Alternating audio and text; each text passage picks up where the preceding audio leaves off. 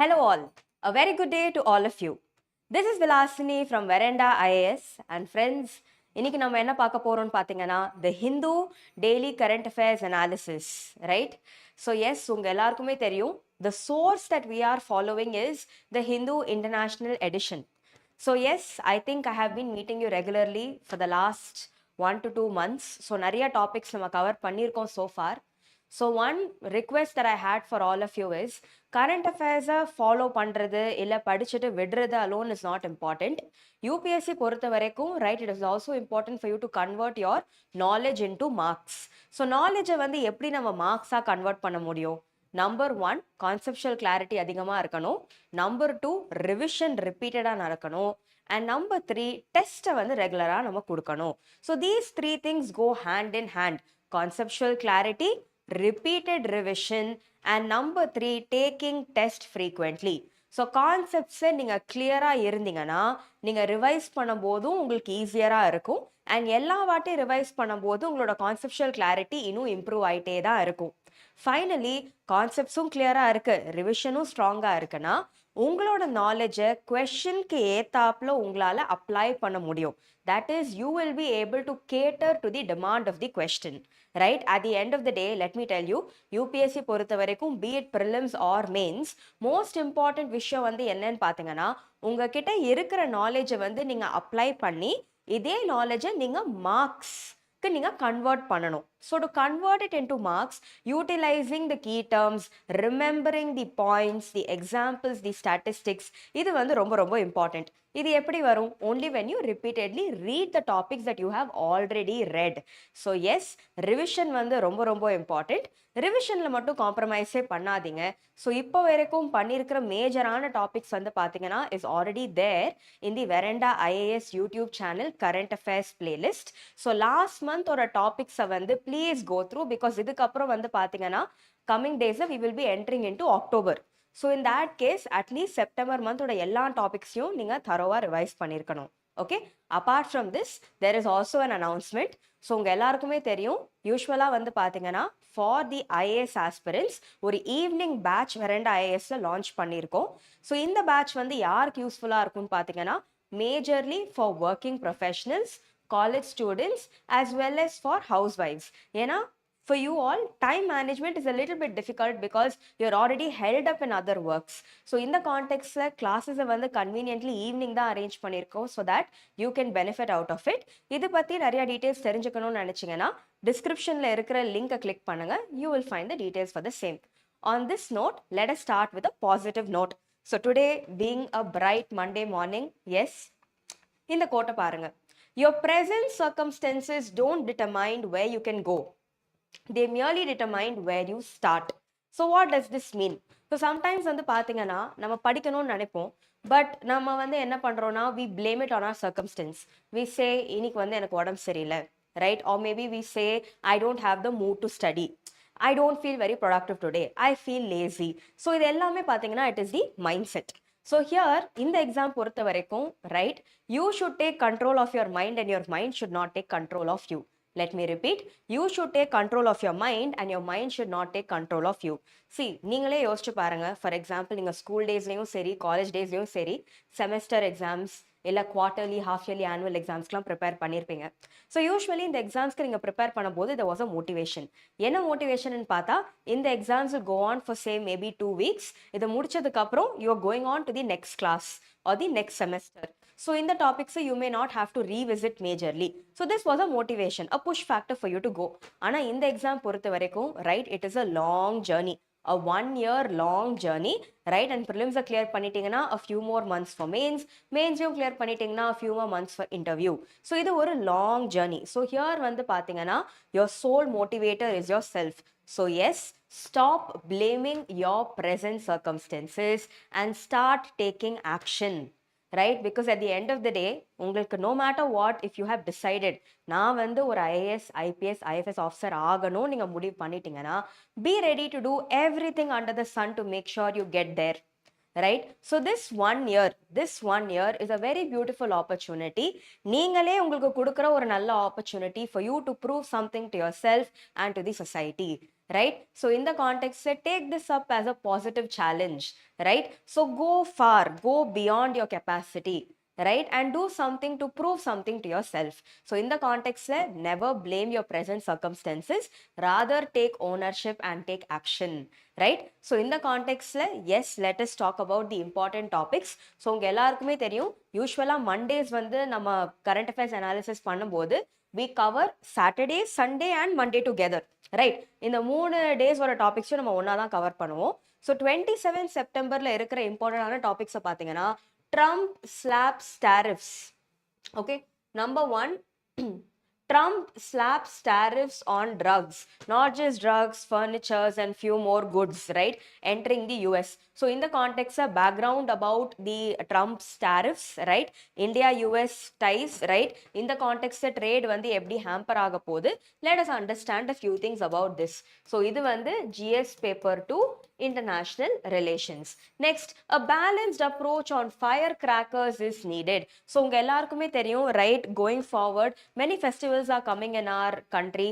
For example, Dasharava இருக்கட்டும் இல்ல Diwaliயா இருக்கட்டும், right, we have many festivals coming up. So in the context ல வந்து, right, the crackers ஆல ஏற்படுற pollution, air pollution இருக்கட்டும், noise pollution இருக்கட்டும், right, this can be very damaging. So in the context ல வந்து firecrackers பத்தி ஒரு uniform policy தேவை, ஒரு பேலன்ஸ்ட் அப்ரோச் தேவைன்னு சுப்ரீம் கோர்ட் சொல்லியிருக்காங்க. ஸோ இதே கான்டெக்ட்ஸை we will try understanding, right, green crackers. So green கிராக்கர்ஸ்னா என்ன, கிரீன் கிராக்கர்ஸோட காம்போசிஷன் என்ன, இப்போதைக்கு இந்தியாவில் what are the various type of green crackers that we have, right?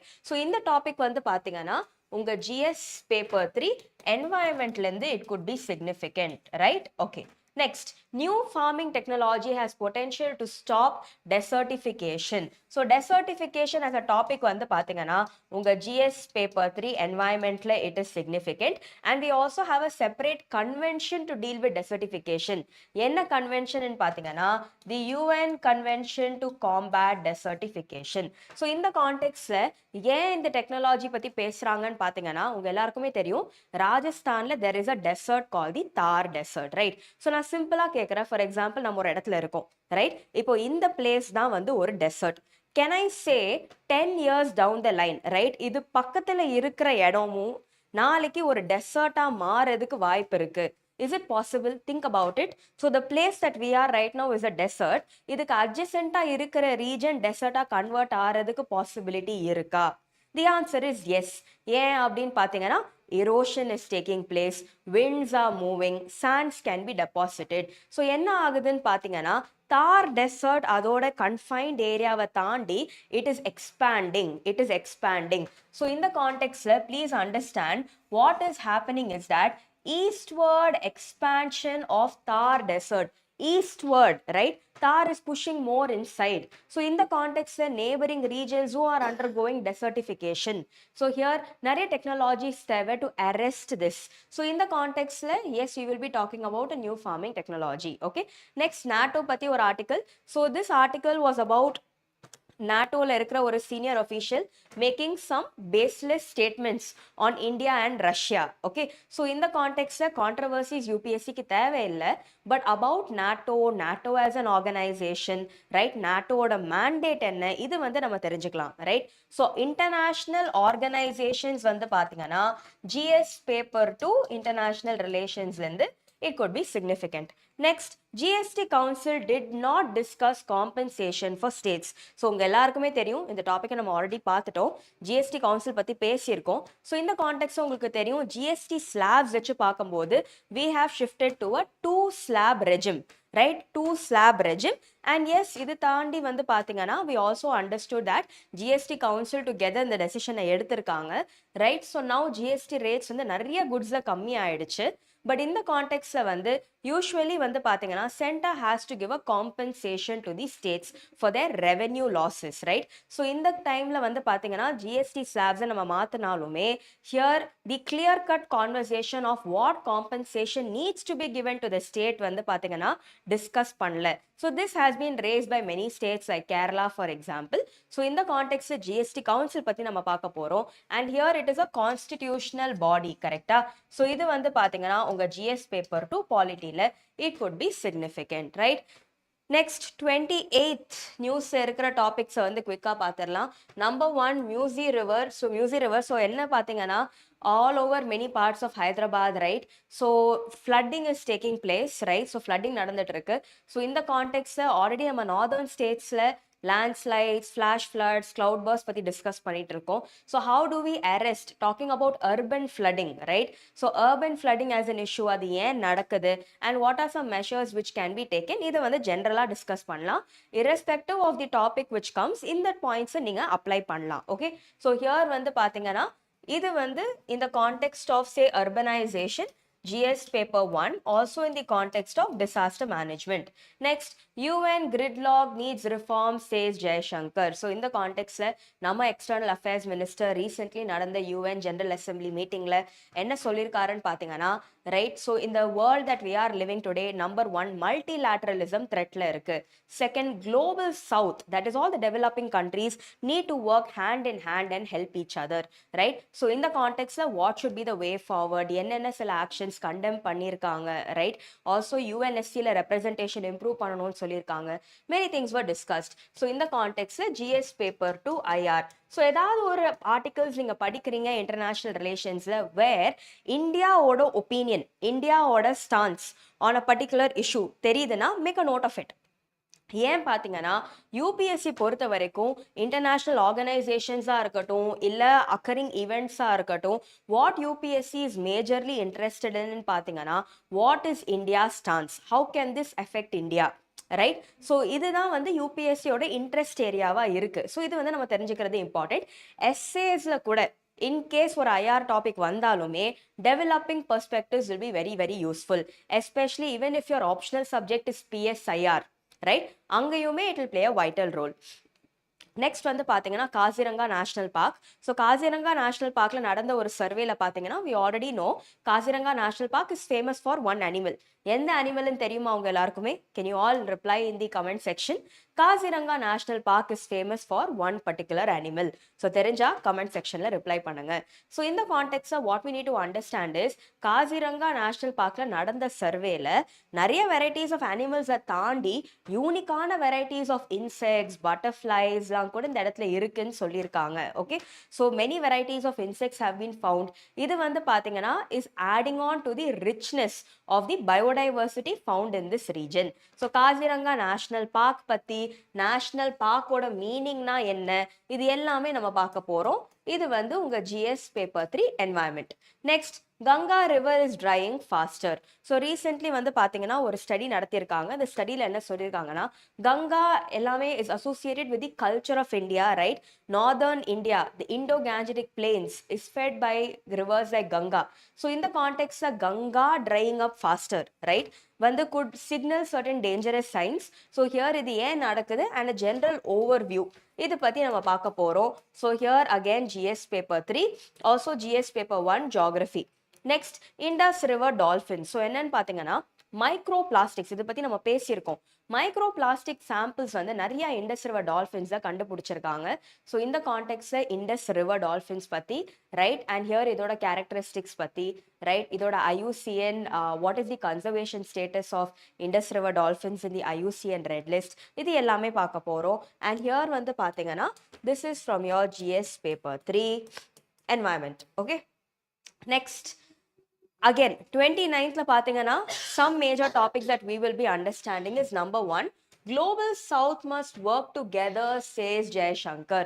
So in the context yes about global south, right, about developing countries working together, and in the context the reaffirm பண்ணிருக்காங்க. So here வந்து பார்த்தீங்கன்னா what have been some takeaways அதை நம்ம பார்க்கலாம். இது வந்து உங்க GS paper 2 international relations. Next வந்து பார்த்தீங்கன்னா vocal for local. So vocal for local in the context yes looking at a very uncertain situation globally, especially with regard to tariffs, right? நம்ம prime minister Mann Ki பாத்ல வந்து என்ன சொல்லியிருக்காங்கன்னா it is high time for Indians to go vocal for local. Atma Nirbhar Bharat பற்றி பேசுகிறோம். So இந்த கான்டெக்ட்ல காதி நிறைய use பண்ண ஆரம்பிங்க, considering the fact that October 2 Gandhi Jayanti. So அதனால start trying to use khadi, right, and try to go local. So இந்த கான்டெக்ட்ல வந்து in general about vocal for local இதை பத்தி பேசியிருக்காங்க. So here வந்து பாத்தீங்கன்னா remember this in the context of economy, right? And it's also miscellaneous topics. So GS paper 3. Next one, going beyond the metaphor young at heart. So in the context la metaphor, English la metaphor, simile இதெல்லாம் என்னன்னு பாத்தீங்கன்னா figure of speech இதெல்லாம் நீங்க படிச்சிருப்பீங்க school டேஸ்ல கரெக்டா. So young at heartனா என்ன, யூஸ்வலா என்ன சொல்லுவோம், although age does not matter, at heart you're still young. But இந்த மெட்டஃபரை ஏன் இந்த கான்டெக்ட்ல சொல்றாங்கன்னா இந்தியால வந்து ரொம்ப யங் ஏஜ்ல இருக்கிறவங்களுக்கு கூட ஏகப்பட்ட ஹார்ட் டிசீசஸ் வந்துட்டு இருக்கு, right? cardiovascular diseases are on the rise. So இது பத்தினா ஒரு ஆர்டிகல். ஸோ இந்த கான்டெக்ட்ல non-communicable disease, NCDs ஓட burden, right? And heart related ailments, what are the current issues, right? And why addressing this is important, இது பத்தி பார்க்க போறோம். So GS paper 2 social justice under the scope of health, right? So guys, இப்போ வரைக்கும் என்னென்ன topics நம்ம பார்க்க போறோம் டிகோட் பண்ணிட்டோம், right? So I hope இது வந்து is clear to all of you. இதை தாண்டி, right, what were some articles in the news? Israel Palestine already நிறைய வாட்டி டிஸ்கஸ் பண்ணிட்டோம், ரைட்? ரஷ்யா யுக்ரைன் ஆல்ரெடி நிறைய வாட்டி டிஸ்கஸ் பண்ணிட்டோம். MiG-21, ஸோ MiG-21க்கு ஃபேர்வெல் கொடுத்துருக்காங்க. MiG-21 பற்றியும் நம்ம ஆல்ரெடி படிச்சிருக்கோம், right? And other general topics, for example mention on the vice president, right? இது எல்லாமே நம்ம பார்த்துருக்கோம். ரெப்பிட்டேட்டிவ் டாபிக்ஸை நான் கவர் பண்ணல because I want you all to go through it. And இப்போ வரைக்கும் நீங்கள் வீடியோஸை ஃபாலோ பண்ணிட்டு இருந்தீங்கன்னா definitely you will have an idea about the repeated topics, right? So yes, so these are the major topics of discussion over the last 3 days, right? So in the context of number 1, let's talk about this. Trump slaps tariffs on drugs, trucks, furnitures, right? So என்ன சொல்றாங்கன்னு பாத்தீங்கன்னா background number 1 உங்க எல்லாருக்குமே தெரியும். when Trump came to power, right? Trump வந்து ட்ரம்ப்போட nature புரிஞ்சுக்கோங்க, he is an American nationalist. இந்த டேர்மை யாரு கோட் பண்ணான்னு பாத்தீங்கன்னா our external affairs minister doctor S Jaishankar, right? So ஒரு காலேஜ்ல வந்து ஒரு ஈவெண்ட்ல when he was giving a speech, when people asked him about Trump and Trump's notion on diplomacy, Jaishankar வந்து சொல்லியிருக்காரு Trump is an American nationalist. Meaning ட்ரம்ப்போட mind செட்டே வந்து பார்த்தீங்கன்னா he has an America first policy, right? And இவர் பவருக்கு வரும்போதே he promised with the motto of MAGA. MAGA என்ன? Make America great again, make America great again. இந்த mind செட்ல தான் இவர் பவருக்கே வந்தாரு, ரைட்? ஸோ இந்த கான்டெக்ட்ஸை வந்து after a point of time America what they have been feeling is நிறைய countries over the world பார்த்தீங்கன்னா America has an unfavorable trade balance, okay? So எக்கானமியில் நீங்கள் ஒரு டாபிக் படிப்பீங்க, இது வந்து ஒரு core static topic which is called as balance of payment, okay? So இந்த டாபிக் படிக்கும்போது நான் சொல்ற கான்செப்ட்ஸ் உங்களுக்கு இன்னும் கிளியரா புரியும். பட் ஃபார் நவ் சிம்பிள் டேர்ம்ஸா புரிஞ்சுக்க ட்ரை பண்ணுங்க. when Trump came to power, right, he understood that US வந்து பாத்தீங்கன்னா நிறைய கண்ட்ரீஸோட ஒரு unfavorable trade balance இருக்கு. unfavorable trade balanceனா என்ன? For example, if you talk about India and US in terms of trade, India தான் surplusல இருந்துச்சு, right? US வந்து பாத்தீங்கன்னா was on the negative side, on the deficit side, which in simple terms means that இது வந்து USக்கு வந்து ஒரு disadvantage-ஆ இருக்கு, கரெக்டா? ஸோ ஹியர் நிறைய கண்ட்ரீஸோட US டிஸ்அட்வான்டேஜா இருந்திருக்கு. ஸோ இந்த கான்டெக்ட்ல US, தட் இஸ் ட்ரம்ப் என்ன சொல்லியிருந்தாருன்னா அந்த டைம்லேயே சொல்லியிருந்தாரு எந்தெந்த கண்ட்ரீஸோட டிஸ்அட்வான்டேஜ்ல இருக்குதோ US, they will impose what is called as a retaliatory tariff. So டாரிஃப்னா என்ன? சிம்பிள் டேர்ம்ல சொல்லணும்னா tariff is nothing but a tax on import, okay? இப்போ ஃபார் எக்ஸாம்பிள் இந்தியாவிலேருந்து ஒரு குட்டை ப்ரொடியூஸ் பண்ணுறோம், இந்த குட் வந்து we are sending it outside and it is reaching US. So யூஎஸை பொறுத்த வரைக்கும் இந்த குட் வந்து இஸ் அன் இம்போர்ட், கரெக்டா? இப்போ இந்தியாவிலேருந்து நம்ம அனுப்புகிற குட் மேலே US டாக்ஸ் இம்போஸ் பண்ணா இதுக்கு பேரு tariff, right? Let me repeat. இந்தியாவிலேருந்து நம்ம அனுப்புகிற குட் மேலே US வந்து டாக்ஸ் இம்போஸ் பண்ணா this is called as tariff, right? So this is tariff. I hope this is clear. So இந்த கான்டெக்ட்ஸை நம்ம ஆல்ரெடி பார்த்துருக்கோம். இந்தியாவிலேருந்து many sectors are going to be affected because of these tariffs. Agriculture, MSME, right? And ஏகப்பட்ட other sectors, for example ஜெம்ஸ்டோன்ஸாக இருக்கட்டும், right? Many other goods are going to be affected. இதை பற்றி we've already covered in detail. So here இந்த talking about background, initially வந்து அவர் 25% tariff தான் சொன்னார். ப்ளஸ் என்ன சொன்னாருன்னா இந்தியா மேல அப்பார்ட் ஃப்ரம் 25% டாரிஃப் அடிஷ்னலி வந்து பாத்தீங்கன்னா we will also impose a penalty. we will also impose a penalty. But in the penalty எதுக்குன்னு பார்த்தீங்கன்னா because India is importing crude oil from Russia. Okay, so India is importing crude oil from Russia. So இது வந்து பார்த்தீங்கன்னா ட்ரம்ப்புக்கு பிடிக்கல. So இந்த contact அவர் என்ன சொல்லியிருந்தாருன்னா 25% tariffs இருக்கும் plus ஒரு penalty இருக்கும். இப்போ டோட்டலாகவே பார்த்தீங்கன்னா தி set tariffs were 50%, right? So 25 plus 25 இதுதான் வந்து was the amount which was quoted. So ஏன் வந்து ரஷ்யா கிட்டேருந்து நம்ம க்ரூட் ஆயில் வாங்குறது யூஎஸ்க்கு பிடிக்கல அப்படின்னு பார்த்தீங்கன்னா ரஷ்யா யுக்ரைன் வார் நடந்துட்டு இருக்கு. இந்த டைம்ல இந்தியா வந்து ரஷ்யா கிட்டேருந்து நம்ம வந்து க்ரூட் ஆயில் வாங்கினா இந்த மணி which we are giving to Russia can be indirectly used to fund the Russia Ukraine war. Okay, இதுதான் வந்து கான்டெக்ட். ஸோ இந்த கான்டெக்ட்ல டோட்டலா 50% இருந்திருக்கு. பட் ரீசெண்ட் டேஸ்ல வந்து பாத்தீங்கன்னா யூஎஸ் வந்து has also been meeting members of NATO, right, members of other groupings, has also been telling many countries in the European union Russia கிட்ட இருந்து இம்போர்ட் பண்றதை கம்மி பண்ணுங்க.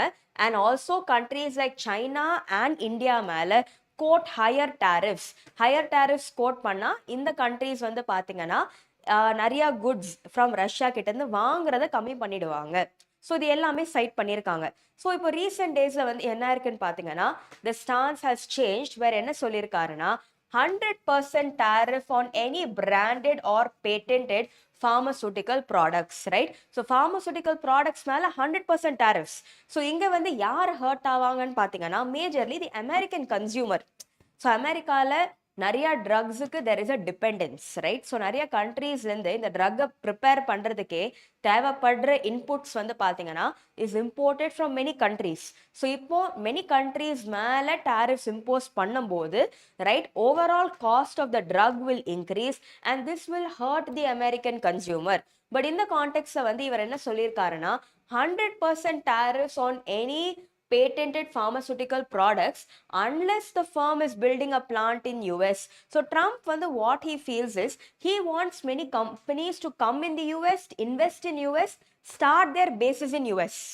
But here வந்து பாத்தீங்கன்னா ஏன் many companies around the world are reluctant to do this, ஏன் வந்து யூஎஸ்ல வந்து இவங்களோட பேஸை எஸ்டாப்ளிஷ் பண்ண வேண்டாம்னு நினைக்கிறாங்கன்னா everything is expensive in US, right? இவங்களோட மேனுஃபேக்சரிங் காஸ்டா இருக்கட்டும், ரா மெட்டீரியல் ப்ரொக்யூர்மெண்ட் காஸ்டா இருக்கட்டும், கம்பெனிஸ்க்கு ரொம்ப எக்ஸ்பென்சிவா இருக்கும். So this is the reason why cheaper alternative countries, third world countries வந்து many companies try to procure raw materials, assembly எல்லாமே அங்கே தான் பண்ணுவாங்க. ஸோ இந்த கான்டெக்ட்ல ட்ரக்ஸுக்கு இதை சொல்லியிருக்காரு.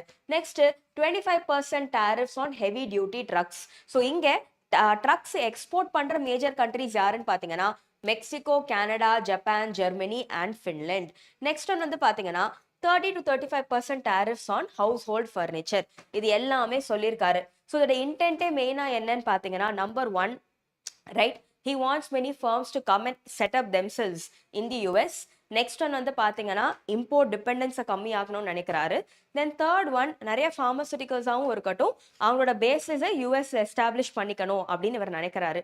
ஸோ இந்த கான்டெக்ட்ல ஃபார்மசூட்டிக்கல்ஸ்ல இருக்கிற US Chamber of Commerce itself has basically told that like you know pharmaceuticals மேலே இம்போஸ் பண்ணுற டேரிஃப்ஸை ஃபர்தராக இன்க்ரீஸ் பண்ண வேண்டாம். பிகாஸ் இந்த கான்டெக்ட்ல ரா மெட்டீரியல்ஸ் நிறைய ட்ரக்ஸை ப்ரிப்பேர் பண்ணுறதுக்கு தேவைப்படுற ரா மெட்டீரியல்ஸ் வந்து பார்த்தீங்கன்னா is out sourced from many countries. என்னென்ன கண்ட்ரீஸ்ன்னு பார்த்தீங்கன்னா Mexico, Canada, Japan, Germany, Finland etcetera.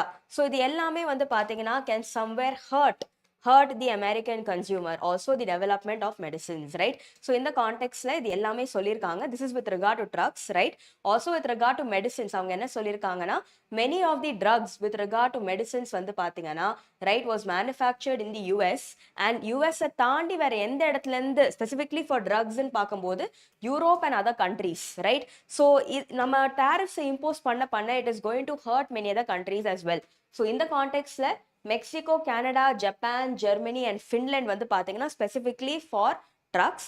And இதே கான்டெக்ட்ல if you talk about medicines, right, யூஎஸ்ஸை நம்ம மேனுஃபேக்சர் பண்ணுறோம், அதை விட்டால் யூரோப்லையும் அண்ட் மெனி அதர் கண்ட்ரீஸ்லையும். ஸோ சம்வேர் வந்து பார்த்தீங்கன்னா ஹையர் டேரிஃப்ஸ் இன்க்ரீஸ் ஆக right the cost of the drug can also increase and essential ட்ரக்ஸோட ப்ரைஸஸ் இன்க்ரீஸ் ஆகும்போது at the end it is a citizen or the consumer who is going to get affected, right? இதுதான் background. இந்த கான்டெக்ட்ல what I want you all to read is balance of payment.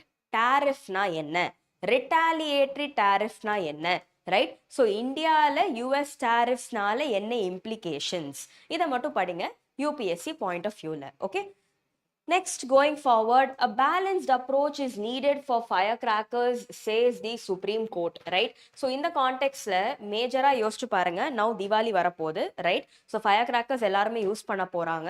firecrackersனால ஏகப்பட்ட air pollution நடந்துட்டு இருக்கு. So இந்த கான்டெக்ட்ல number 1, ஒரு ethical point of வியூல இருந்து யோசிச்சு பார்த்தா it represents 2 challenges.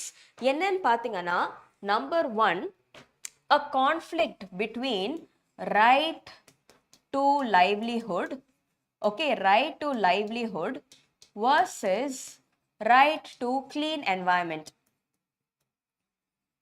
Right to livelihood versus right to clean environment. So ஏன் இது இம்பார்ட்டன்ட்னா, யோசிச்சு பாருங்க, இந்த ஃபயர் கிராக்கர் செக்டர்லயே ஏகப்பட்ட மக்கள் வந்து எம்ப்ளாய் ஆயிருக்காங்க, right? Their livelihood depends on it. இப்போ ஒரேடியா இந்த ஃபயர் கிராக்கர்ஸை பேன் பண்ணிட்டா, right, it is not going to work out in a positive way, right? And இது வந்து ஒரு நெகட்டிவ் அவுட்கமாக கூட மாறதுக்கு வாய்ப்பு இருக்கு. So it represents a challenge between number 1, நிறைய பேரோட லைவ்லிஹுட் இங்கே எஃபெக்ட் ஆகுது, versus the general demand for a clean environment. So in the context what the Supreme Court has said is, ஒரு balanced approach தேவை with regard to dealing with the issue of firecrackers. So here என்ன cite பண்ணிருக்காங்கன்னா, rather than overly relying on regular firecrackers, let us try switching to green crackers. But இதே green crackers சில issues இருக்கு. For example, public ஈஸியாக அவைலபிளாக இருக்கணும், it needs to be cheaper, இது எல்லாமே இருக்கு, right? ஸோ பேசிக் கான்டெக்ட் வந்து என்னன்னா, ஃபயர்கிராக்கர்ஸ்னால ஏர் பொல்யூஷன், நாய்ஸ் பொல்யூஷன் நடக்குது. ஃபயர்கிராக்கர்ஸ்னால air quality is getting affected, health of people is getting affected, right? And இங்கே நிறைய பேரோட லைவ்லிஹுடும் இன்வால்வ் ஆயிருக்கு. ஸோ இந்த கான்டெக்ட்ஸை என்ன சொல்லியிருக்காங்கன்னா, they are saying let us try green crackers. Green crackers வந்து by nature it is eco friendly, பேர்லே கிரீன் இருக்கு. ஹியர் வந்து பார்த்தீங்கன்னா ஏர் பொல்யூஷனாகவும் இருக்கட்டும், noise pollution, the decibels, right? Noise pollution, sound is measured in decibels, dB, right? Decibels.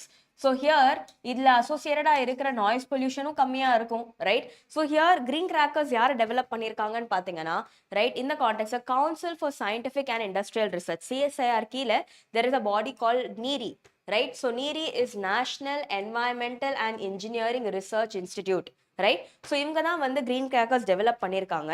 Green கிராக்கர்ஸில் biggest advantage என்னன்னு பார்த்தீங்கன்னா, a particular chemical called as barium nitrate is not present in it, right? So barium nitrate வந்து பார்த்தீங்கன்னா is usually quite toxic and harmful. But இதில் பேரியம் நைட்ரேட் தவிர மற்ற கெமிக்கல்ஸ் இருக்கு. For example potassium nitrate, aluminium, right? So all these வந்து பார்த்தீங்கன்னா can be much more cleaner and effective than the original barium nitrate, right? So யூஸ்வலாக இப்போ இந்தியாவில் இருக்கிற மேஜர் பிராண்ட்ஸ் வந்து பார்த்தீங்கன்னா ஸ்வஸ், ஸ்டார், சஃபில், ஓகே? ஸ்வஸ், ஸ்டார், சஃபில். ஸோ சம்டைம்ஸ் எக்ஸாமில் இப்படி கேட்கலாம், ஓகே? எப்படி கேட்பாங்கன்னா, ஸ்வஸ், ஸ்டார், சஃபில் recently seen in news were seen in the context of which of the following? Option A, fine, green crackers ன்னு கொடுக்கலாம். Option B, different types of fertilizers. Option C, இந்த மாதிரி 4 ஆப்ஷன் கொடுக்கலாம். So here you should know Swas, Star, Safil are primarily to do with green crackers, okay? So in the context ஒரு UPSC previous year question பார்த்திரலாம். Does the right to clean environment entail legal regulations on burning crackers during Diwali? Discuss in the light of Article 21 of the Indian Constitution and judgments of the apex court in this regard, right? So questions like this previously vandirukku with regard to crackers, right? So in the context right to livelihood versus right to clean environment, அதுதான் இந்த article ஓட scope. So இதை மைண்டில் வச்சுட்டு try to solve and approach questions like this. உங்களுக்கும் ஒரு clear cut idea இருக்கும் with regard to what is the expected outcome for this kind of questions, okay? Fine. So next one பார்த்திரலாம். New farming technology holds potential to stop desertification, right? To stop desertification. So simple terms right? Desertification na என்ன? The process by which an arid land gets converted into a desert. So land degradation ன்னு ஒரு term இருக்கு, desertification ஒரு term இருக்கு. கேள்விப்பட்டிருக்கீங்களா? Land degradation and there is also desertification. So land டீக்ரடேஷன்னா என்ன? இருக்கிற லேண்ட் வந்து கெட்டு போகுது, right? The land is getting severely affected. How can the land become affected? Soil quality affect ஆகுது, ஓவர் கெமிக்கல்ஸ் இந்த லேண்ட்ல இருக்கு, இந்த லேண்டை நம்ம ஓவரா எக்ஸ்ப்ளாய்ட் பண்றோம், இந்த லேண்ட்ல மைனிங் மாதிரி நிறைய ஆக்டிவிட்டீஸ் நடக்குது, இந்த லேண்டோட மாய்ஸ்டர் கெப்பாசிட்டி கம்மி ஆயிடுச்சு, இதெல்லாம் டீக்ரடேஷன். டீக்ரடேஷன் ரொம்பவே ஓவரா நடந்துக்கிட்டே இருந்துச்சுன்னா it can lead to desertification, right? So இந்த கான்டெக்ட்ல வந்து என்னன்னு பார்த்தீங்கன்னா, இந்தியா பொறுத்த வரைக்கும் we all know we have a desert by the name Thar Desert in Rajasthan. So here recent days என்ன ஆகுதுன்னு பார்த்தீங்கன்னா, தார் டெசர்ட் வந்து ஈஸ்ட்வர்ட்ஸ் இந்தியன் மெயின்லேண்டுக்குள்ள வந்துகிட்டே இருக்கு, meaning the desert sand is blowing over into the Indian subcontinent, right? So eastward expansion of Thar desert is taking place. யோசிச்சு பாருங்க, right? We have north, south, west, east. So eastward expansion of Thar desert, eastward, ஈஸ்ட்டை நோக்கி போகுது, expansion of Thar desert is taking place. So in the context வந்து what we need to keep in mind is மெயினா வந்து ஒரு agricultural technology கண்டுபிடிச்சிருக்காங்க, and the idea is to curb desertification. Desertification நம்ம முடிஞ்ச அளவுக்கு ரெஸ்ட்ரிக்ட் பண்ணணும் and curb பண்ணணும். ஸோ ஐடியா வந்து சிம்பிளா சொல்லணும் என்னன்னு பார்த்தீங்கன்னா, வெரி நைஸ் ஐடியா. இருக்கிற டெசர்ட் சாண்டே வந்து பார்த்தீங்கன்னா, ரைட், ஒரு பாக்டீரியல் மிக்சரை ஆட் பண்ணி, ரைட், ஒரு பர்டிகுலர் நியூ டெக்னாலஜியை யூஸ் பண்ணி இந்த சாண்டை வந்து ஒரு சாயில் கன்சிஸ்டன்சில மாற்ற போகிறோம். அண்ட் இந்த சாயிலில் நம்ம ஏகப்பட்ட variety of crops, for example wheat, millets எல்லாமே கல்டிவேட் பண்ண போகிறோம். இதோட ஐடியா வந்து என்ன? இந்த மாதிரி கிராப்ஸை கல்டிவேட் பண்ணும்போது நம்பர் 1 டெசர்டிஃபிகேஷனை கண்ட்ரோல் பண்ணும், because sand will not blow. Number 2 food செக்யூரிட்டியும் மீட் பண்ணுறதுக்கு உதவியாக இருக்கும், ரைட்? இதுதான் வந்து மேஜர் இன்டென்ஷன். ஸோ இந்த கான்டெக்ட்ஸை பாருங்க. நம்பர் 1 என்ன சொல்லியிருக்காங்கன்னா, ராஜஸ்தான்ல இருக்கிற சென்ட்ரல் யூனிவர்சிட்டி, ரைட்? ஸோ இவங்க வந்து ஒரு agricultural technology called as desert soilification technology, இதை யூட்டிலைஸ் பண்ணி, ரைட், வீட்டை கல்டிவேட் பண்ணியிருக்காங்க. And they have added a bio formulation. So simple டேர்ம்ஸ்ல பயோ ஃபார்முலேஷன்னா என்னன்னு பார்த்தீங்கன்னா, அ மிக்சர்.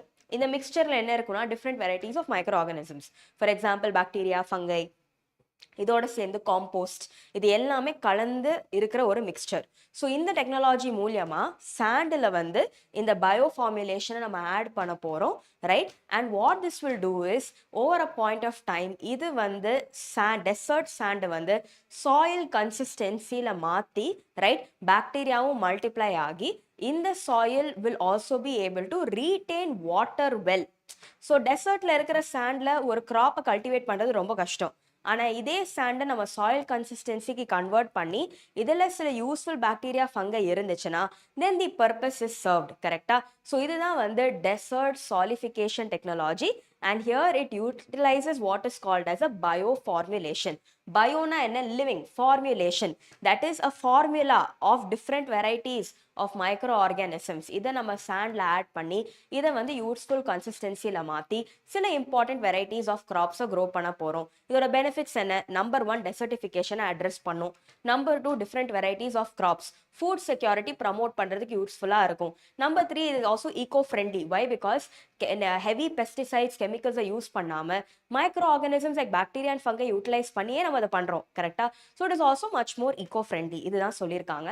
நெக்ஸ்ட் ஒன் வந்து பார்த்தீங்கன்னா, also in this reference one thing that I wanted to tell you, இதுக்கு முன்னாடி தார் டெசர்ட்டோட ஈஸ்ட்வர்ட் எக்ஸ்பான்ஷனை அரெஸ்ட் பண்ணுறதுக்கு the government came up with a project. Okay, so இந்த ப்ராஜெக்ட் வந்து பார்த்தீங்கன்னா was inspired by Africa's great green wall project. Okay, so ஆஃப்ரிக்காலையும் desertification. So ஆஃப்ரிக்காவில் மேஜர் டெசர்ட் பேர் என்ன தெரிஞ்சா கமெண்ட் செக்ஷனில் டைப் பண்ணுங்க. ஸோ ஆஃப்ரிக்காலையும் ஒரு மேஜர் டெசர்ட் இருக்கு. இந்த டெசர்ட்னாலையும் expansion is taking place, desertification is occurring. So here வந்து பாத்தீங்கன்னா the government came up with a great green wall project. அதே மாதிரி இந்த context of India, government வந்து பாத்தீங்கன்னா came with what was called as the Aravali green wall project. Idea வந்து என்னன்னு பாத்தீங்கன்னா, இதான் மேப், சரியா? மேப்ல வந்து குஜராத்ல இருக்கிற போர்பந்தர்ல இருந்து பானிபட் வரைக்கும் நம்ம சீரீஸ் ஆஃப் ட்ரீஸை வந்து க்ரோ பண்ண போறோம். series of trees. So trees வந்து பாத்தீங்கன்னா will be grown perpendicular to the direction in which the wind is blowing. Okay, so here என்னதான் wind blow பண்ணாலுமே a line of trees இருக்கு to restrict this, to stop this. So இந்த கான்டெக்ட்ல main aim வந்து என்னன்னு பார்த்தீங்கன்னா eastward expansion of தாரை நாம negate பண்றோம், right? We are trying to ensure that this does not take place. So here in the context, right, this is also one example. So இது எல்லாமே previous years newsல இருந்து இருக்கு. ஸோ எல்லா வாட்டி நீங்கள் ஒரு டாபிக் பற்றி படிக்கும்போது சொல்யூஷன் ஓரியன்ட் டாபிக்ஸாக இருந்தால் அந்த டாப்பிக்கு ஒரு சொல்யூஷன் இல்லாமல் மினிமம் 2 solutions to 3 solutions தேட ட்ரை பண்ணுங்க. It could be useful. So இதே மாதிரி வந்து பார்த்தீங்கன்னா also read about this. This is called as bond challenge. Bond challenge வந்து என்னன்னு பார்த்தீங்கன்னா it is an initiative of IUCN, International Union for the Conservation of Nature and Natural Resources, along with Government of Germany. Primary target வந்து என்னன்னு பார்த்தீங்கன்னா 150 million hectares of degraded and deforested landscape நம்ம 2020 restore பண்ணணும் and 350 million hectares வந்து 2030 restore பண்ணணும். So bond challenge and 2030 நெருங்கிட்டு இருக்கு. So இந்த கான்டெக்ட்ல remember Bonn challenge. Okay, so desertification ரிலேட்டடாக நீங்கள் ஒரு ஆன்சர் எழுதுறீங்கன்னா quote Bonn challenge, quote Aravalli green wall project, quote desert soilification technology, right? இது எல்லாமே சில important pointers for you. Next, going forward, India says NATO chiefs remark on Modi-Putin talks entirely baseless. So basically என்னாச்சுன்னு பார்த்தீங்கன்னா a NATO meeting had taken place. அதில் வந்து பார்த்தீங்கன்னா discussion on US President Trump was there. So நாட்டோவில் இருக்கிற ஒரு senior official வந்து பார்த்தீங்கன்னா இவர் என்ன சொல்லியிருக்காருன்னா இந்த tariffs impose பண்ணதுக்கப்புறம் India had immediately communicated with Russia to discuss what needs to be done. So in the context, India felt a bit offended, and what we have said is இது எல்லாமே baseless claims, right? So India வந்து is a sovereign country, right? நம்மளோட international relations with other countries is based on our own self-interest. We are not dictated by any other country அப்படின்னு நம்ம சொல்லியிருக்கோம். So இந்த கான்டெக்ட்ல S NATO பற்றி தெரிஞ்சிருக்கணும். நம்ம already படிச்சிருக்கோம். NATO remember Washington treaty 1949. Most important விஷயம் நீங்கள் நாட்டோவில் என்ன ஞாபகம் வச்சுக்கணும்னு பார்த்தீங்கன்னா collective defence, that is article 5. Remember article 5. நாட்டோன்னு வந்துட்டாலே ஆர்டிகல் 5 உங்கள் மைண்டில் இருக்கணும். What is article 5? ஒரு கண்ட்ரி ஆஃப் அ நாட்டோ மெம்பரை நம்ம அட்டாக் பண்ணா it is viewed as a collective attack on all member countries. So yes, currently எவ்வளோ மெம்பர்ஸ் இருக்காங்கன்னா 32 மெம்பர்ஸ். கடைசியா யார் ஜாயின் பண்ணான்னு பார்த்தீங்கன்னா ஸ்வீடன் இன் 2024, ரைட்? ஸோ இந்த கான்டெக்ட்ல இப்படி கொஸ்டின்ஸ் கேட்பாங்க எம்சிக்யூஸ் ஃபார்மேட்ல. எந்த கண்ட்ரி இருக்கு எந்த கண்ட்ரி இல்லைன்னு நீங்க கண்டிப்பா தெரிஞ்சிருக்கணும். யூஸ்வலா கரண்ட் அஃபேர்ஸ் கேட்குற ஆர்கனைசேஷன்ஸோட ப்ராபபிலிட்டி தான் ரொம்ப அதிகம் எக்ஸாம்ல வரத்துக்கு, right? So focus on those areas primarily. Which ever is in news, prioritize that. So in the context, talking about countries which are members to NATO வந்து பார்த்தீங்கன்னா, right, Austria and Serbia is not there. The remaining are there, right? So in the context, the answer is B, only 4. So the எல்லாமே please go through, right? NATO ஓட members, ஏதாவது organizations நம்ம discuss பண்றோம்னா go through the member countries. Next one வந்து பார்த்தீங்கன்னா GST Council did not discuss the compensation for states. So number 1, many states, for example தெலங்கானாவாக இருக்கட்டும், கர்நாடகா, கேரளா, இவங்க எல்லாமே என்ன சொல்லியிருக்காங்கன்னு பார்த்தீங்கன்னா ரீசென்ட்லி வந்து ஜிஎஸ்டி ஸ்லாப்ஸை நம்ம மாற்றிருக்கோம், right? We have changed it to 2 slabs. So இதுக்காக நிறைய சேஞ்சஸ் நடக்குது. அண்ட் ஸ்டேட்ஸ் வந்து பார்த்தீங்கன்னா are also facing certain amount of revenue loss. So இந்த கான்டெக்ட்ல நடந்த ஜிஎஸ்டி கவுன்சில் மீட்டிங்கில் ஸ்டேட்ஸுக்கு என்ன காம்பன்சேஷன் கொடுக்கணும் அப்படின்னு ஒரு டிஸ்கஷன் இல்லை. And this is quite concerning. And என்னன்னு சொல்றாங்கன்னா 15th Finance Commission report படி பார்த்தா 64% of the total expenditure of the entire government is borne by the state government. யோசிச்சு பாருங்க, 64% of the entire government expenditure is borne by that of the state government. And here இப்போ slab rates மாற்றும் போது right states வந்து are facing even more losses. So here இந்த மாதிரி ஒரு situation இருக்கும்போது what is the compensation amount which needs to be given to the states was not majorly discussed. இதுதான் highlight பண்ணியிருக்காங்க major context for the crux of it. But UPSC point of view, what we need is we need to know about GST Council, right? So in the context, GST, the Goods and Services Tax, வந்து பார்த்தீங்கன்னா it was added by amending the Constitution. என்ன amendment? 101st Constitutional Amendment, right? So here it finally came into effect in the year 2017. ஒரு புது article insert பண்ணியிருக்கோம் 279A. What is the primary aim வந்து பார்த்தீங்கன்னா primary aim is to ensure that, right, cascading effects of taxes should not be there, right? Nariya taxes are replaced panni a single type of tax was brought in called as GST. GST oda nature வந்து பாத்தீங்கன்னா number 1, it is an indirect tax, right? இப்போ for example நம்ம income tax pay பண்றோம், அது direct tax. GST வந்து indirect tax, destination based tax. So here GST பத்தி பேசும்போது we should also keep in mind GST Council. இது ஒரு constitutional body. இந்த councilல யாரெல்லாம் இருப்பா? சென்டரோட ரெப்ரசன்டேட்டிவ்ஸும் இருப்பாங்க, ஸ்டேட்டோட ரெப்ரசன்டேட்டிவ்ஸும் இருப்பாங்க. இது chairperson யாரு? Our finance minister, right? So here stateலயும் represent பண்ணி other members இருப்பாங்க. Talking about the quorum, 1/3 of the total number of GST Council members தான் வந்து இதோட quorum.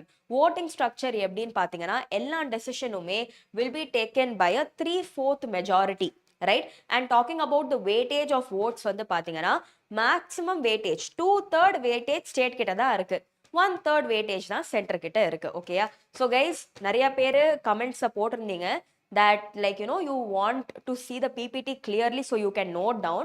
Let me tell you this, நான் நடத்தும் போது make sure you listen and you understand, right? PPTs உங்களுக்கு தனியா ஷேர் பண்ணுவோம், so do not worry about it. So class நடக்கும்போது understand பண்ணுங்க, try to make down important points, right? So here if I give you additional time to write and to make notes, this session will go on very long. So the idea is உங்களுக்கு வந்து important topics ஓட crux தெரியணும், UPSC point of viewல இது எப்படி கேட்கலாம் தெரியணும், இது மட்டும் தெரிஞ்சுக்கிட்டா it is more than enough. மற்றது எல்லாமே PPT உங்களுக்கு ஷேர் பண்ணுவோம், ஸோ நீங்கள் அதுலேருந்தே எடுத்து நீங்கள் நோட் பண்ணிக்கலாம் if you want to, right? So don't waste too much time.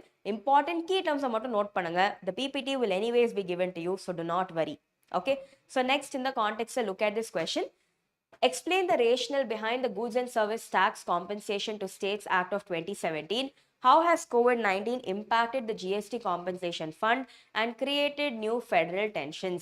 UPSC Mains 2020 la ketirka or question, right? So in the context la center state relations and how it is getting affected by GST idha ketirukanga.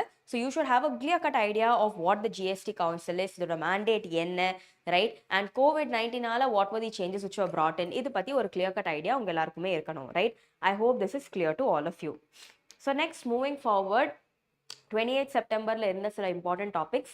Number 1, Musi River in Spate leaves parts of Hyderabad flooded, right? So basically வந்து என்னாச்சுன்னு பாத்தீங்கன்னா சில reservoirs வந்து water release ஆயிருக்கு. என்ன ரிசர்வாயர்ஸ்ன்னு பாத்தீங்கன்னா Osman Sagar and Himayat Sagar reservoirs.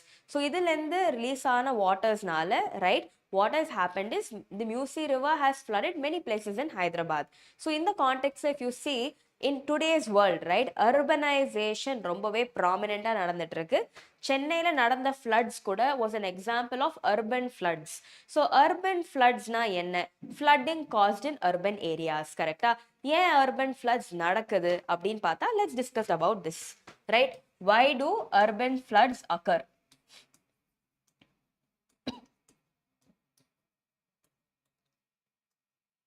So number 1, right, if we have to talk about why urban floods are occurring, first I would say is lack of planning, lack of urban planning. யோசிச்சு பாருங்க, lack of urban planning. So urban planning effective illa. Second one is inadequate infrastructure. Urban areas நம்மளுக்கு தேவைப்படுற infrastructure வந்து efficient illa. When I talk about infrastructure, what am I talking about? I'm talking about rain water harvesting systems, right? நீங்க கேள்விப்பட்டிருப்பீங்க rain water harvesting systems இருக்கலாம், right? அதே மாதிரி வந்து பாத்தீங்கன்னா ஸ்டார்ம் வாட்டர் ட்ரெயின்ஸா இருக்கலாம், ரைட்? ஸோ நிறைய வாட்டி இந்த ட்ரெயின்ஸ் எல்லாம் இருந்தாலுமே இது எல்லாமே தேங்கி இருக்கு, நிறைய வேஸ்டோட கார்பேஜோட தேங்கி இருக்கிறதுனால இந்த சிங்க்ஸ் எல்லாமே are not working well, right? So lack of urban planning, inadequate infrastructure, right? So இதில் rain water harvesting system, storm water drains எஃபெக்டிவா இல்லை. நெக்ஸ்ட் ஒன் வந்து பாத்தீங்கன்னா heavy land encroachment. So land encroachment நிறைய நடக்குது. வேற என்ன ஆகுதுன்னு பாத்தீங்கன்னா சில natural water bodies, for example wetlands, right? வெட்லேண்ட்ஸா இருக்கட்டும் இல்ல அக்விஃபயர்ஸ், ரைட்? அக்விஃபயர்ஸ் எல்லாமே வந்து பாத்தீங்கன்னா நம்ம கன்வெர்ட் பண்ணி எக்ஸ்ப்ளாய்ட் பண்ணிட்டு இருக்கோம். Talking about wetlands, you think of it Pallikarnai marshlands, right? Wetland, இது எல்லாமே இந்த இடத்துல ஏகப்பட்ட construction sites and buildings are coming up. So wetlands வந்து are like natural drainage for water. Excess water இருந்தா அந்த வெட்லேண்ட் உறிஞ்சிக்கும். பட் இந்த வெட்லேண்ட் எல்லாமே நம்ம மண்ணை போட்டு பில்டிங்கை கன்ஸ்ட்ரக்ட் பண்ண இந்த தண்ணியை கலெக்ட் பண்றதுக்கு இருக்கிற இடம் வந்து கம்மியாயிட்டே இருக்கு ஒரு சிட்டில, right? So wetlands, aquifers are like under water reservoirs of water. இந்த அக்விஃபயர்ஸ் வந்து இண்டஸ்ட்ரியல் பர்பஸஸ்க்காக நம்ம வாட்டர்லாம் யூட்டிலைஸ் பண்றோம், ஓவர் எக்ஸ்ப்ளாய்ட் பண்றோம். And here it is also getting filled with many chemicals which is not very good, right? So here வந்து பாத்தீங்கன்னா the major takeaway is that urban floods are a problem today. இதெல்லாம் தான் ஆதி major causes. So urban floods deal பண்றதுக்கு what can be some useful solutions? ஒரு aspirant point of viewல நீங்க இப்படியும் யோசிக்கணும். So solutions, I leave it to you. I want you all to come up with some unique solutions. நிறைய solutions நம்ம இதுக்கு முன்னாடியே discuss பண்ணியிருக்கோம். I have given you some many points previous topicsல. recollect பண்ணுங்க. and solutions for dealing with urban floods இத வந்து comment sectionல pointers மாதிரி எனக்கு அனுப்பிச்சு விடுங்க. I will be able to see how many of you have responded. Okay, so in the context just remember solutions to deal with urban floods. Okay, solutions to deal with urban floods, right? So some solutions or 3 points, right, from your end. See, imagine நீங்க வந்து ஒரு civil servant ஆயிட்டீங்க, you're posted in a particular place where there is a flash flood. What will be some solutions that you will do to ensure that flooding மாதிரி instances நம்ம previously நம்ம tackle பண்ணி வச்சிடுறோம், right? So இந்த angle யோசிச்சு பாருங்க and list down some solutions that you know. Next, moving forward, UN gridlock needs reform, says Jaishankar at General Assembly. So here, simple context வந்து என்னன்னு சொல்லணும்னு பார்த்தீங்கன்னா, our External Affairs Minister, that is Dr. S. Jaishankar, என்ன சொல்றாருன்னா, United Nations in general itself is locked, right? And here வந்து UNோட credibility erode ஆயிட்டு இருக்கு. Around the world, multilateralism is in threat. Representation of UN bodies improve பண்ணணும். UNல இருக்கிற permanent membersம் சரி, non-permanent membersம் சரி, ரெண்டுமே நம்ம expand பண்ணணும். And also UNல இருக்கிற one major body is the UNSC, the United Nations Security Council. UNSCல இருக்கிற பொசிஷனையும் நம்ம strengthen பண்ணணும், right? So மெயினா இதுல என்ன சொல்றாருன்னா, India is willing to assume greater charge and responsibility in the UN, right? So இப்போவே நீங்க பாருங்க, how is India's relationship changing? We are getting more recognized internationally, correctா? South Asian continent இருக்கட்டும், இல்ல leveraging our ties with East இல்ல West, Act East ஒரு பக்கம் நடக்குது. India is also managing the ties between US and Russia. India வந்து பாத்தீங்கன்னா is a part of BRICS, is a part of Shanghai Cooperation Organization. இது எல்லாமே நம்ம cover பண்ணியிருக்கோம். So here, Indiaவோட representation is improving. So India is also in a position to take up greater charge. இதையும் வந்து அவர் சொல்லியிருக்காரு. So இந்த கான்டெக்ட்ல என்னெல்லாம் சில ப்ராப்ளம்ஸ் இன் டுடேஸ் வேர்ல்ட் அவர் ஹைலைட் பண்ணியிருக்காருன்னு பார்த்தீங்கன்னா, India's neighbour Pakistan is known for hosting terrorism. So here a check on terrorism தேவை அப்படின்னு சொல்லியிருக்காரு. நெக்ஸ்ட் ஒன் பார்த்தீங்கன்னா, அரௌண்ட் தி வேர்ல்டு என்னதான் நிறைய கான்ஃப்ளிக்ஸ் இருந்தாலுமே அவர் என்ன சொல்றாரு, இந்த கான்ஃப்ளிக்ஸை எண்ட் பண்றதுமே ரொம்ப ரொம்ப important. We have to figure out solutions. Next அவர் என்ன சொல்றாரு, அரௌண்ட் தி வேர்ல்டு வந்து tariffs related issues நிறையாவே வந்துட்டு இருக்கு. ஸோ இந்த tariff issue அட்ரஸ் பண்றது கூட is highly important and supply chains could be risked. and இந்த கான்டெக்ட் அவர் என்ன சொல்றாருன்னா, இந்தியா வந்து பாத்தீங்கன்னா India's foreign policy is guided by 3 concepts. Number 1, Atma Nirbhar, which is self-reliance. Atma Raksha, self defense. Next, Atma Vishwas. Vishwas is confidence, right? In the மூணுமே தான் is the epicenter of India's foreign policy. And here, India வந்து பாத்தீங்கன்னா will continue to remain a voice for the global south. So நான் நிறைய வாட்டி சொல்லியிருக்கேன், global north, global south இருக்கு. Global north developed nations, global south developing countries. So India will continue to be a voice for the global south. இதையும் அவர் highlight பண்ணியிருக்காரு. Okay, so இந்த contexts few things about UNSC. யுஎன்எஸ்சினா என்ன? United Nations Security Council. Yes, இதை வந்து எப்போ establish பண்ணாங்கன்னா in 1946. So out of all the principal organs to the UN, யுஎன்எஸ்சியும் இதில் ஒரு இம்பார்ட்டண்ட்டான ஒரு ஆர்கன். ஸோ இதோட ஆர்கனோட மெயின் நேமே வந்து என்ன? To promote international peace and security, right? So this is one organ which can impose binding resolution on its members, right? It is a significant feature. Next one, peacekeeping operations are இருக்கட்டும், imposing sanctions are இருக்கட்டும், இது எல்லாமே வந்து is a mandate of UNSC, right? So it is the only body to issue binding resolutions. இதையும் நீங்க ஞாபகம் வச்சுக்கணும். Talking about the composition, right, remember 15, 5 plus 10, P5, permanent 5 members plus 10 non-permanent members. Permanent 5 members யாரெல்லாம் இருக்கான்னு பார்த்தீங்கன்னா US, UK, Russia, China, France. இவங்க தான் permanent members. Non-permanent members வந்து பார்த்தீங்கன்னா அவங்க they are elected time to time, right, from different regions. For example, American, African and Asian statesக்கு 5 seats are there. Eastern European statesக்கு 1 seat. 2 for Latin American and Caribbean states, 2 for Western European and other states, right? So every year வந்து பாத்தீங்கன்னா elections நடந்துக்கிட்டே இருக்கும். 5 non-permanent member seats நம்ம elect பண்ணுவோம் for 2-year term. Presidency வந்து will rotate monthly among the members. See, இது எல்லாமே characteristic salient features, எல்லாமே core static areas. IR படிக்கும்போது கண்டிப்பா நீங்க UN bodies படிப்பீங்க. அதுல UNSC ரொம்ப important. இது எல்லாமே background. இப்போ நம்ம கரண்ட் அஃபேர்ஸ் மட்டும் படிச்சா எக்ஸாம்க்கு இட் நாட் பி யூஸ்ஃபுல். ஏன்னா கொஸ்டினை நீங்க பாத்தீங்கன்னா 3 ஸ்டேட்மெண்ட் இருந்துச்சுன்னா அதுல 2 ஸ்டேட்மெண்ட் ஸ்டாட்டிக்ல இருந்து வரும், ஒரு ஸ்டேட்மெண்ட் கரண்ட் அஃபேர்ஸ்ல இருந்து வரும். ஸோ கரண்ட் அஃபேர்ஸை புரியறதுக்கு கரண்ட் அஃபேர்ஸ் லிங்க் பண்ண ஸ்டாட்டிக் ஏரியாஸையும் நம்ம படிக்கணும். அப்பதான் you will have clarity, right? I hope this is clear.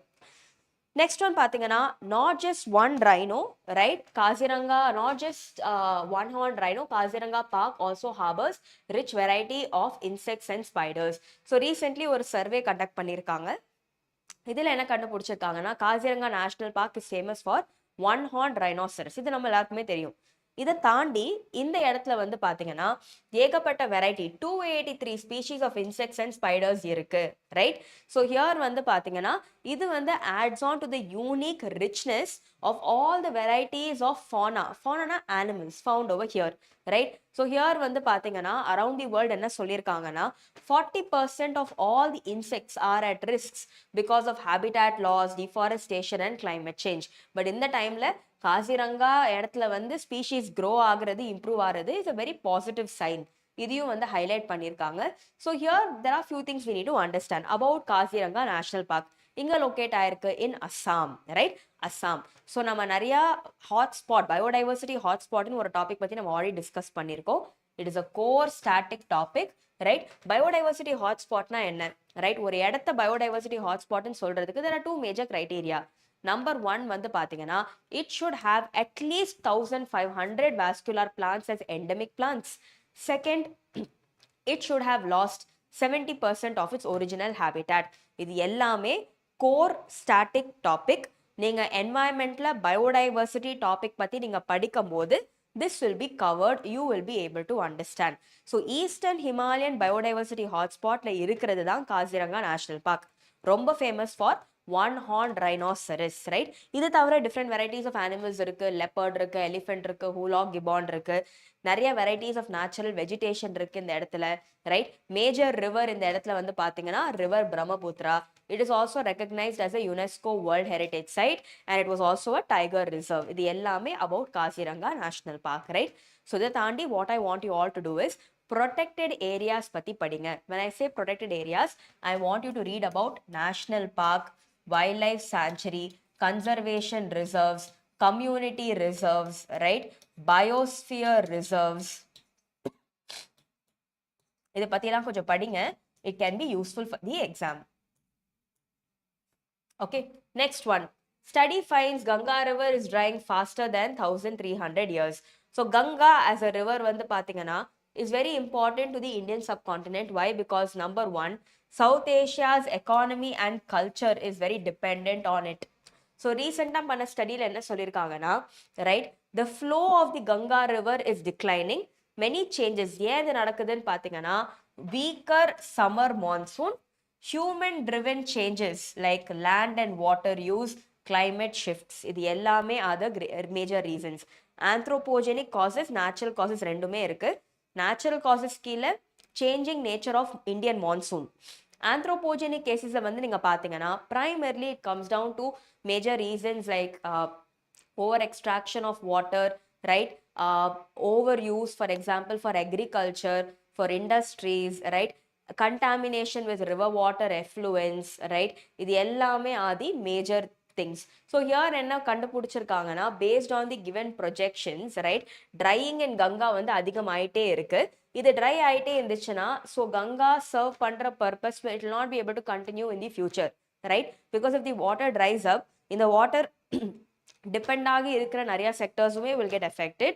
Also in this context, right, இந்த water support பண்ற நிறைய species will also be affected. Ganga waterல நிறைய unique varieties of species இருக்கு. Think about it, the Gangetic dolphin, right, that will also get severely affected, right? So in the context, these are some major takeaways. So Ganga river and the pollution witnessed by Ganga river, idu patti mattum poi padinga. Next, one more article, Indus river dolphin eating lots of microplastics. So என்னன்னு பாத்தீங்கன்னா நிறைய Indus river dolphin intestines சரி, right, at the same time stomachலையும் சரி ஏகப்பட்ட microplastic samples கண்டுபிடிச்சிருக்காங்க. Microplastic, very tiny sized plastic particles. In the plastic particles வந்து பாத்தீங்கன்னா can go deep inside the body and it can accumulate. So here இந்த dolphins வந்து இதை consume பண்றதுனால it can affect it, right? இதை வந்து it can even result in its death, right? இது எல்லாமே can cause major problems to the population of Indus dolphins. So in the context Indus dolphin பத்தி தெரிஞ்சுக்கலாம். It is a freshwater dolphin, right? Freshwater dolphin. இந்த context இங்க இருக்குன்னு பாத்தீங்கன்னா மேஜரா பாகிஸ்தான்ல இருக்கிற இண்டஸ் ரிவர்லயும் இந்தியால இருக்கிற river peace, right? Talking about its position, இது வந்து பாத்தீங்கன்னா பஞ்சாபோட ஸ்டேட் அக்வாட்டிக் அனிமலும் சொல்லியிருக்காங்க. Unique feature about this dolphin என்னன்னு பாத்தீங்கன்னா திஸ் டால்ஃபின் இஸ் பிளைண்ட், இதுக்கு கண்ணு தெரியாது. ஸோ ஹவு டஸ் இட் ஃபீட்னு பாத்தீங்கன்னா usually I tell you one more thing, the Gangetic dolphin is also blind, the Indus river dolphin is also blind. ரெண்டுமே river dolphins தான். இது பிளைண்டா இருந்தா அது எப்படி ஃபுட்டை கன்சியூம் பண்ணுது? It relies on what is called as echolocation. echolocation. echolocationனா என்ன? Basically utilising sound waves. சிம்பிளா சொல்லணும்னா ஃபார் எக்ஸாம்பிள் ஒரு டால்ஃபின் ஒரு இடத்துல இருக்கு, ரைட்? இதே இடத்துல கொஞ்சம் டிஸ்டன்ஸ்ல வந்து there is a prey, ஒரு சின்ன ஃபிஷ். இந்த ஃபிஷ் வந்து தண்ணியில மூவ் பண்ணிட்டு இருக்கு. கண்டிப்பா தண்ணியில மூவ் பண்ணும்போது some waves will be produced. இந்த சவுண்ட் வந்து will reach the dolphins. Here dolphin இதை decipher பண்ணி it will move towards the prey and attack it. Okay, so இதுதான் வந்து echolocation. இப்படிதான் வந்து நிறைய varieties of river dolphins like Ganges river dolphin சரி, Indus river dolphin சரி, they feed by using echolocation. Talking about the conservation status, IUCN Red List it is endangered. Wildlife Protection Act, the latest amendment 2022 படி it is listed in Schedule 1. இவ்வளோ தெரிஞ்சுக்கிட்டா போறோம். So here previous year question பாருங்க, which one of the following is the national aquatic animal of India? Saltwater crocodile, olive ridley turtle, Gangetic dolphin, gharial. Answer வந்து Gangetic dolphin, right? So இந்த மாதிரி questions examல கேட்பாங்க. Okay, next one வந்து பாத்தீங்கன்னா this is a similar topic to what we saw earlier, right? India signals realignment with global south, right? So இன்னைக்கு நியூஸ்ல இருந்த ஒரு major topic. So India signals realignment with global south and also talks about the importance of the positioning of Gaza. So here வந்து பாத்தீங்கன்னா recently நடந்த UNGA-ல India has said multilateralism is under threat. India பாத்தீங்கன்னா it will be a voice for the global south, இதையும் வந்து சொல்லியிருக்காங்க. So major aim வந்து என்னன்னு பாத்தீங்கன்னா number one, right, developing nations, right, நிறைய developing nations இருக்காங்க. So here India said it will align with them. For example, BRICS சரி, African countries சரி, right, it is focusing on these issues as well. And India wants to remain a voice of the global south. Next, talking about Gaza, India முன்னாடி வந்து we were always very supportive of Israel. We'll still do continue in many terms, but here Gaza-ல நடக்கிற crimes-ஐயும் we want to address it. For example, recent-ஆ வந்து பாத்தீங்கன்னா Israeli Defense Forces attacking on Qatar also India condemned it. Talking about Gaza, Gaza-ல நடக்கிற malnutrition crisis-உம் சரி, right, the amount of war crimes-உம் சரி, India has been condemning it. It is calling for peace, it is calling for two-state solution. Strained US relations. So main-ஆ ஏன் வந்து India is focusing on multilateralism, ஏன் India is focusing on global south is because US tariffs impose ஆக several countries in the global south are getting affected, fine, be it Brazil, be it India, many countries are getting affected. So in the context of global supply chains அடி வாங்குறதுக்கு நிறைய chance இருக்கு. So here India wants to remain a voice of the global south, talk for the global south and also be a part of major organizations, right? So இதுதான் வந்து major context. Next one, buy local, make country self-reliant, PM to citizens. So உங்க எல்லாருக்குமே தெரியும், usually வந்து there is this program called as Man Ki Baat. So இதுல வந்து Prime Minister ஓட latest speechல வந்து பாத்தீங்கன்னா he says the idea should be to go Swadeshi and vocal for local. US tariffs impose right, many exports from India can get hit, to that of the US. So here GST இப்போ கம்மி ஆகுது, right? So GST being reduced is like a gift to the nation. So here festivals நிறையா வருது. So in the context of October 2 Gandhi Jayanti அன்னைக்கு கூட is urging the citizens to buy khadi, right? To buy khadi and to go Swadeshi. So here அவர் என்ன சொல்றாருன்னா, the idea is to make us more self-reliant. We should boost our local economy, right? So here consumers வந்து நிறைய local goods consume பண்ண சொல்றாரு. And he says we should go vocal for local. Okay, vocal. Okay, try to understand this slogan. Vocal for local. So இது எல்லாமே இந்த மாதிரி phrases எல்லாமே நீங்க conclusionல நீங்க quote பண்ணலாம், introductionல நீங்க quote பண்ணலாம் of your answers. It will enhance the overall quality of your answers. Okay, so this is the major takeaway. Next one, going beyond the metaphor young get heart. So like I said, Indiaல வந்து பாத்தீங்கன்னா number 1, we have a very strong and vibrant working population. So working population அதிகமா இருக்கு, and we all know there is a term called as demographic dividend. Demographic dividend வந்து என்னன்னு பாத்தீங்கன்னா, it symbolizes the working age population. Working age population அதிகமா இருக்காங்க, right? They are talented, they are young, they have lot of vigor in them. But the problem is, இந்த working age population அதிகமா இருந்தாலுமே, இந்த working age population face பண்ற heart disease வந்து ரொம்பவே அதிகமா இருக்கு, right? For example, அவங்க என்ன சொல்றாங்கன்னா, right, middle age people as well as young people, right, are having many heart related ailments. So here அவங்க என்ன சொல்றாருன்னா, in recent years more and more seemingly fit young Indians between the age of 20 to 40 are experiencing heart attacks. 20 to 40 years இருக்கிற young Indians are experiencing heart attacks, right? So இது வந்து is dangerous. So here வந்து பாத்தீங்கன்னா, in our society in recent days வந்து NCDs னா என்ன? Non-communicable diseases ஓட burden is increasing. Communicable diseases வந்து NCDs ஓட burden is decreasing. NCDs கீழே என்னெல்லாம் கொண்டு வரலாம்?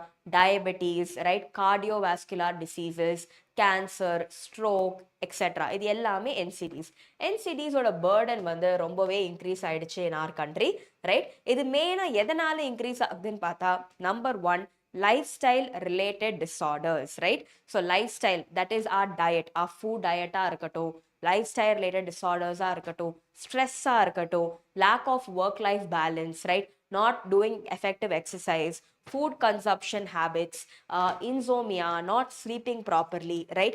இது எல்லாமே are some major issues. Hypertension, right? So here prioritization on health is becoming less, right? People are working, but the priority on health is becoming less. In the context வந்து பாத்தீங்கன்னா, we also have a program. என்ன program? National Program for Prevention and Control of Cancer, Diabetes, Cardiovascular Diseases and Stroke. அதே மாதிரி ஆயுஷ்மான் பாரத்தும் இருக்கு. இது எல்லாமே இருந்தாலுமே, right, awareness கம்மியா இருக்கு, number of people seeking treatment கம்மியா இருக்கு, right? And here hospitalization expenses is higher on vulnerable sections. So all this is creating a sense of neglect. Here நம்ம ஒண்ணே யோசிக்கணும், we are thinking of Vikshit Bharat, we are thinking of becoming a developed economy. இது எல்லாமே பண்ணணும்னா we have to reap the benefits of the demographic dividend. Working age population இருக்காங்க, ஆனா அந்த population ஹெல்த்தியா இல்லைனா how can we reap the benefits of development, right? GDP grow ஆகணும்னா strong labor forceம் தேவை. Labor force unhealthyயா இருக்காங்கன்னா this cannot be achievable. So remember this, a healthy population will always help us in ensuring that we can attain the progress towards Vikshit Bharat much more easily. Okay, so இதுதான் simple takeaway from here. NCDs பத்தி படிங்க. What are the various types of NCDs? And இந்தியால வந்து NCDs address பண்றதுக்காக என்ன programs இருக்கு, right? So overall நிறைய topics cover பண்ணிட்டோம். I hope the discussion was useful. Thank you.